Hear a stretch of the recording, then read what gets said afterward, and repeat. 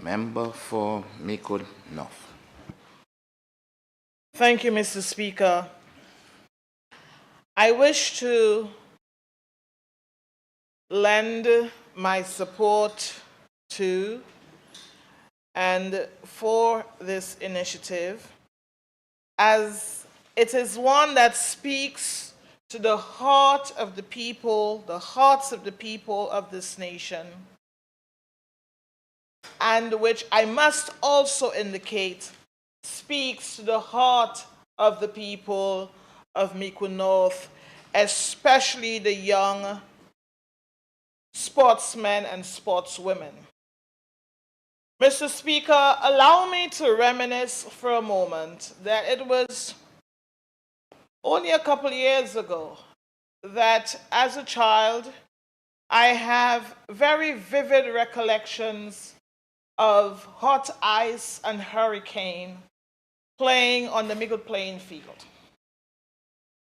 And it would appear that on each occasion that those teams encountered each other, that there was a mass exodus from the village heading towards the highway to the Mico playing field, because sports represented the soul and the heartbeat of Mico.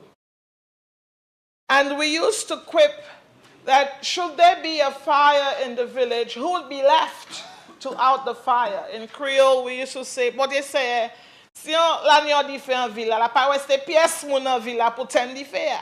That is the extent to which people in that community would rally around our sportsmen and women, rally around the clubs, and look forward to those kinds of competitions. I am heartened to note that that tradition remains very healthy today. That though there may no longer be hurricanes, but hot ice, I see, is going through a rebirth. There are other teams that afford young people an equal opportunity to showcase their talent. Then we have the netball tournaments in my name. We have basketball and volleyball. And I will confess that after the 2016 victory, I did not hesitate, Mr. Speaker, to offer the Mico playing field as the venue for the victory rally. And I did so for 3 reasons. One, it is no secret that Mico North is the crown seat of the United Workers' Party. But in the 2 years preceding the elections, that the footballers from that village had won several national competitions. And that thirdly, that as a firm demonstration to them that I too was dissatisfied with the current state of the field, that we would, in a sense, commit the last sin of using it in the current state for a non-sporting activity, because I was confident that a new sporting facility would be built under a United Workers' Party government and administration. This resolution, Mr. Speaker, therefore, confirms to all of St. Lucia and the young people of this country and the young sportsmen and women of Mico North that indeed that facility is coming. It demonstrates to my young cricketers in Poilin, who again have demonstrated their stellar cricketing skills by winning. Currently, there's a football competition in Monrepo, a place that is known both for its football and cricketing prowess. You speak of the Emmanuel family, Craig Emmanuel, you speak of Gary Matherin, and Claudius Emmanuel himself, who is now a commentator.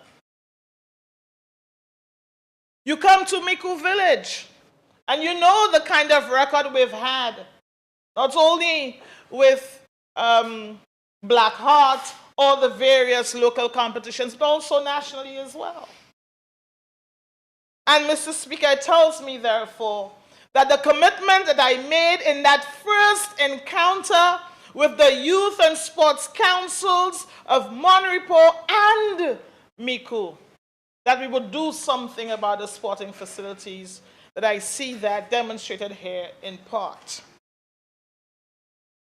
I want to say further that what I understand by this resolution is that it provides the financial mechanism to breathe life and meaning into what we have promised the people of St. Lucia by ensuring there's an integrated approach to sports development.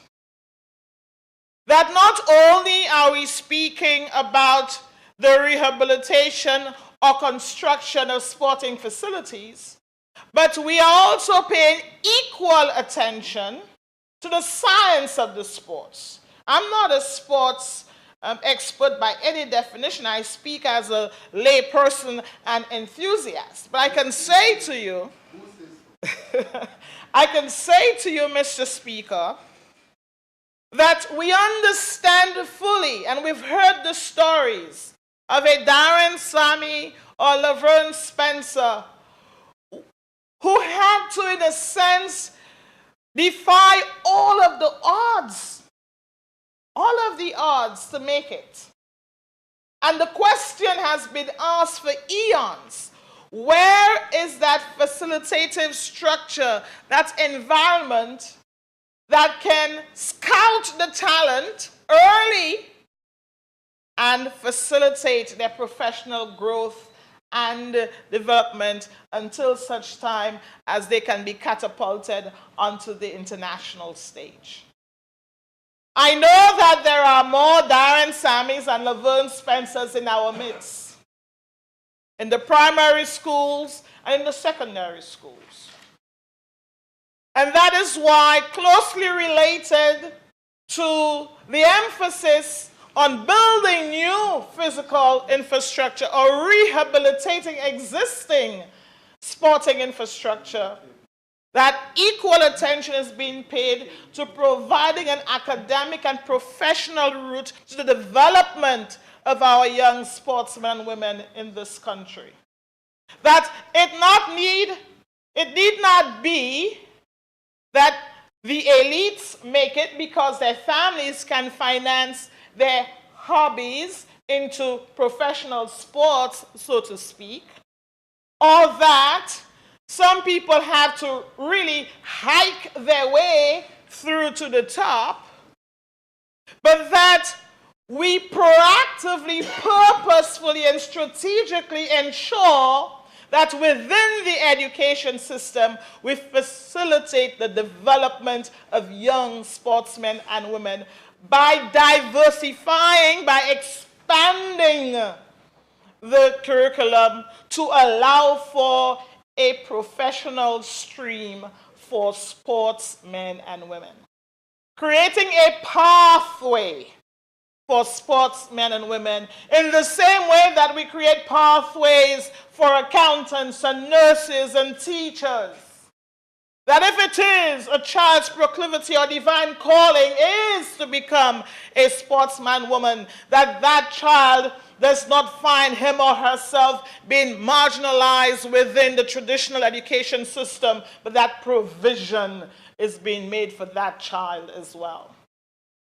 And I insist when I meet with stakeholders that this is not to suggest that we will replace core subjects with only sports subjects. No.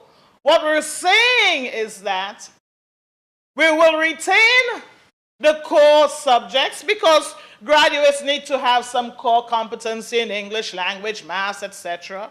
But that also you'll be exposed to a menu of subject areas that will lead you or help you along that professional pathway to becoming that sportsman and woman in the discipline of your choice, as far as we can entertain in the interim. Allow me, Mr. Speaker, to therefore say That is why we have started the process of ensuring that the Grosley Secondary School, which is the secondary school earmarked to become the Center of Excellence for Sports, that in our staffing exercise we have begun to attract and give priority to teachers who also have some expertise in the area of sports. At this juncture, Mr. Speaker, I must thank the sports fraternity, the multiple disciplines, the sports fraternity for their level of engagement with respect to this project thus far. And I know that there are those who anticipate the consultation and engagement with them because it is in progress and the process is unfolding. But I want to thank those with whom we have engaged thus far for their commitment, their explicit commitment by way of attending meetings and feeding into the program in terms of what skill sets should we look for in the teachers to be engaged, what the programs should look like eventually, all of which is evolving as we speak. But more importantly, coming out of a meeting that we held a mere couple weeks ago, how do we, one, incentivize students to make Grosley Secondary School their school of choice? And two, how do we work with parents to help them appreciate a wider array of professional or career options for their kids? Because there is no denying, Mr. Speaker, that there is still a lingering sentiment while we celebrate Darren and while we celebrate Laverne and the others, Alfred, etc., that there are some families or parents who would not readily embrace the fact that their kids want to pursue sports as a profession. So we recognize that we have some public education work to do as well, so that we can encourage parents to treat sports as a lucrative, viable, respectful career option for their kids as well. You know, I smile, Mr. Speaker, because though it may not be evident today, but in my time I used to be a long-distance runner. Very long. Honorable member, I'll let you know that when I was in standard 4, which is grade 6, every morning before school, I would join my father, my siblings, and I, well, at least my brother, my sister was a little bit too young, and some of his workers, and we ran from the PAC, which is Village Extension Phase 1, to Deriso Gap and back. That's my common entrance class. And I have fond memories of that. And it appeared that we did that with relative ease. I will not suggest that I try that tomorrow morning. But it is with great fondness that I recall this. And I say this to say further that notwithstanding that it appeared that people were suggesting to my father and my family, oh, you know, you should really see to it that Gale enters professional sports, etc. And you know what the retort was? That there was nobody around who was earning a living from sports. And many families went through that. That the evidence wasn't there to the extent that we see it now. So notwithstanding what seemed like a natural ability, there was some hesitation. Why don't you do law or something else instead? So I know firsthand, and today still, when I engage with students, there is that kind of battle between families or within families, between parents and children who wish to pursue sports as a career. And what are the options? What are the choices? And that is why in the last 2 years, Mr. Speaker, as an integrated approach to developing our young sportsmen and women, we have, as part of the hashtag Educate St. Lucia initiative began to engage ACT, which you know is the pre-college exam entity, the competitor to SATs, and to engage universities in North America in articulation agreements. By that we mean that if the children here do write the ACT exam and score very well, that at least they are guaranteed full or partial scholarships depending on their score. And I can say to you, Mr. Speaker, already there is great promise with respect to the pathway to sporting scholarships as well as in the areas or the traditional professional areas as well.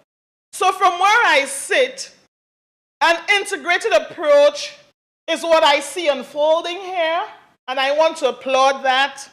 I want to applaud the Prime Minister and my cabinet colleagues for recognizing, and we say it all the time, but here I see the rhetoric being matched with the necessary or requisite resources to make it happen.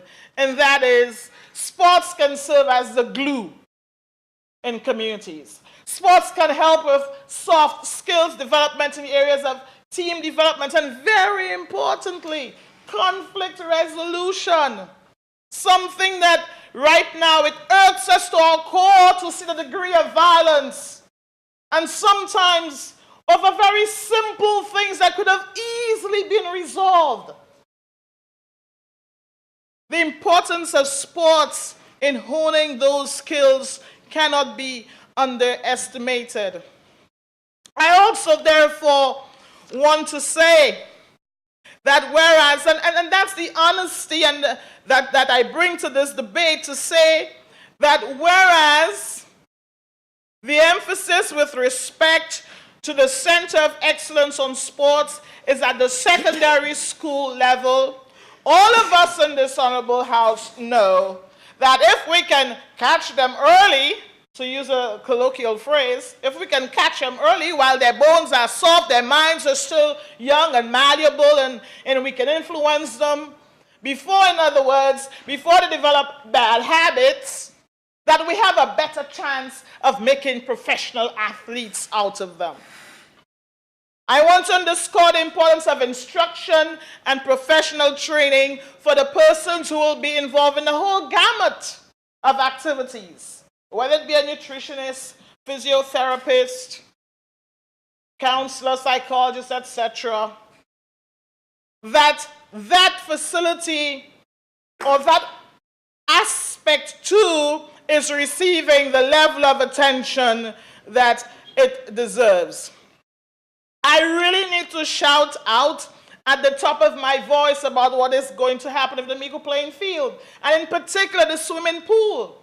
I remember a conversation I would have had with Jermaine Anthony. Curiously, he now works with me, but we were at UE at the time, lamenting the fact, and that is not unique to St. Lucia by any definition, that so many of us islanders are unable to swim. Too many of us. How many of us know how to swim technically? Anytime we ask, can you swim? Many people will say to you, that's our interpretation of having some ability to swim, so to speak, or I can hold my own in the ocean, I can float. So I want to say, with respect to those children along the East Coast, that we are affording them the same opportunity as do the children in the North with respect to the aquatic center, that they too will have access to the facility. And in this vein, I want to thank Coconut Bay, which I know in years gone, or has been for some years, facilitating the activity of the young children who wish to learn how to swim. So therefore, Mr. Speaker, I know the Evans family, Scott Evans, Koshi, who now lives in the UK, Kinoy, all these young sportsmen in the village will be grateful that this is happening. I know people like Mr. Raman, who's been affiliated with cricket for a long time, will applaud this initiative because in his lifetime he will see that indeed the Miku facility receives the attention that it deserves. I know the students from the neighboring schools, Miku Primary School and Miku Secondary School in particular, will be especially glad for that kind of access. I know too, Mr. Speaker, that the long tradition of sports as the mobilizer, the unifier, the glue of our community will get that added or additional boost. I want to say to my people, because I understand the psyche and I've heard it as I engage with them, that we do not have the fiscal capacity to do this in every community. Or I'm sure those of us MPs who move around know that every subcommunity sometimes ask for their own facilities. And we simply do not have the fiscal resources to have a state-of-the-art sporting facility or mini stadium in every constituency. But I would like to think that among the sporting family and within constituencies that we can come to appreciate what this will deliver in the first instance, and that we do not, in a sense, ascribe it to one corner of the community as if it were for the exclusive use of people from that corner of the constituency, and especially in the case of Miku North. Therefore, I want to say to the Monrepo Youth and Sports Council, it's going to be your field as well. I want to say to the Poile teams, it's yours as well. I want to say to PYO out of La Puette and Patience, it's going to be yours as well. To the young cricketers from Margaret who've been doing very, very well on the national stage, it's going to be yours as well. Because I know that in this culture of instantaneous and immediate and ready access, everybody wants to have a facility of this type in their backyard. The economy cannot do this just yet. We cannot do this just yet. We have to ensure that there is good geographic spread. And I'm really excited that I can say that in the north, in the south, and in the east, north, south, east, and west of the country, that there will be a facility within reach that you can access and that you can, in a sense, develop your sporting prowess. So, Mr. Speaker, I want to say that this excites me. I know that we sometimes, and I leave that to those perhaps who are more versed on those subject areas, with respect to the terms of repayment, etc. But I think I want to perceive this as a significant investment in our young people, which I know will redound to the benefit of the young people, their families, their communities, and this nation. That this will allow for us to graduate many of our young sportsmen and women onto the international stage, carrying that St. Lucian flag, making this country proud, regardless of which community they come from. So let me reiterate my support for this resolution and to say that I anticipate it will do for our young people, it will do for the sporting fraternity what we have asked for, what the young people have asked for a long time, and now I see it coming to fruition. So I do endorse this, and I pray that in quick time I too can have a lap or two in that swimming pool in Miku, as do the children nearby. Thank you.